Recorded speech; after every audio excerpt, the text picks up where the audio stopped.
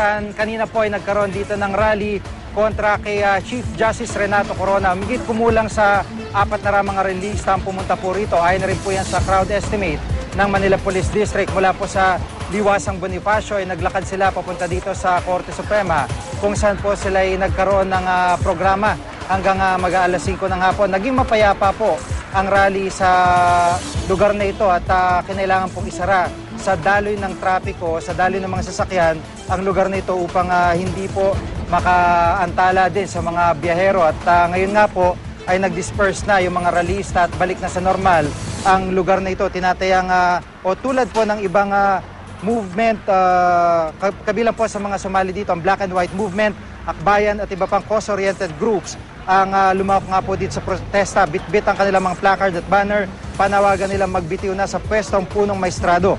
Isang programa rin ang kanilang isinagawa. Nakantabay naman ng mga pulis at mga fire truck sa paligid ng Supreme Court. Pero gaya nga po ng aking nabanggit, ay naging mapayapa naman po ang isinagawa nilang rally. Sa puntong ito po ay makakausap po natin si Ginoong Obet Bilandres, isa po sa convener ng Bantay Gloria Network.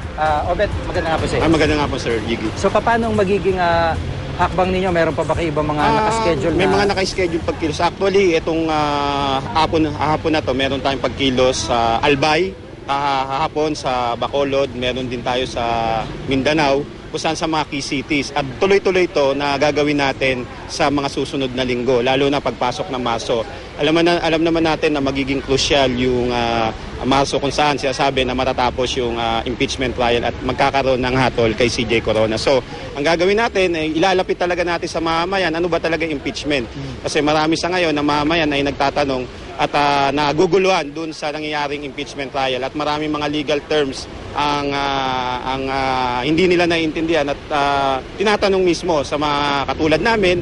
Kaya kami ay ilalapit namin at gagawin namin ay kung kailangan magkaroon ng caravan at mga education doon sa mga komunidad at kailangan ng mga resource person ay gagawin namin para ilapit at malaman ano ba ang talagang tunay na score dito sa impeachment trial ni CJ Corona. Okay, Obet. Salamat.